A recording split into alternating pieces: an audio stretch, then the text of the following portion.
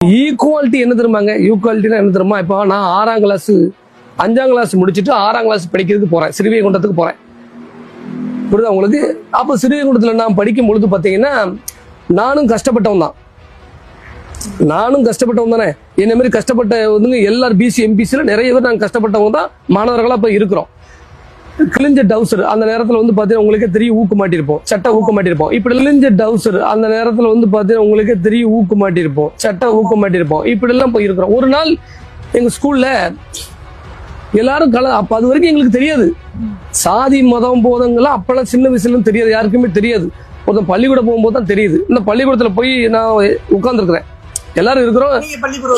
பள்ளி பருவத்துல நாங்க போகும்போது ஸ்கூல்ல புத்தகம், செருப்பு, அப்புறம் பாத்தீங்கன்னா வந்து ட்ரெஸ்ஸு, டவுசர், சட்டை எல்லாம் புதுசா வச்சிருக்காங்க. புதுசா எல்லாம் வச்சிருக்காங்க. சார் இன்னைக்கு நமக்கு இன்னைக்கு தரப்போறாங்க, பரவாயில்லையா அப்படின்னு சொல்லி ஒரு சந்தோஷம் இருக்கிறோம். எங்க வாத்தியார் சொல்றாரு, பிறப்பால் இது வந்து எங்க வாத்தியார் சொன்னது, இது உங்களுக்கு பள்ளிக்கூடத்துல சொன்னது. பிறப்பால் உயர்ந்த தேவரு, ஐயரு, வெள்ளாளரு, அதாவது பிள்ளைமாரு, வேளாளர் வந்து பிள்ளைமாரு, இவங்க எல்லாரும் எந்திரிங்க அப்படின்னாங்க. அப்ப நாங்க நேரம் எல்லாரும் எந்திரிச்சோம். இந்த உட்கார்ந்துருக்க எல்லாரும் வாங்கப்பா அப்படின்னு சொல்லி உட்கார்ந்துருக்க பசங்களை எல்லாத்தையும் கூப்பிட்டு அதெல்லாம் கொடுக்காங்க.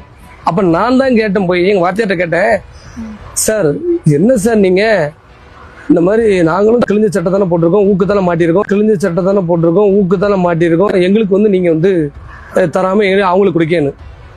இல்லப்பா இவங்கெல்லாம் வந்து தாழ்த்தப்பட்டவங்க. இந்த வார்த்தை யார் சொன்னதுமோ எங்க வாத்தியார் சொன்னார், இவங்கெல்லாம் தாழ்த்தப்பட்டவங்க, நீங்க எல்லாம் வந்து உயர்ந்த சாதி அப்படின்னு சொல்லி சொன்னாரு. இப்படிதான் உங்களுக்கு அப்போ ஆரம்பிச்சது. அப்போ பள்ளிக்கூடத்துல காலேஜ்ல எல்லாம் நடக்கல, எல்லா சலுகையும் நீங்க எப்படி வந்து ஓசியில இப்படி அள்ளிட்டு போய் கொடுத்தாங்கன்னு வைங்களா, அப்ப மாதிரி எங்க ஈக்குவாலிட்டி இருக்கும்?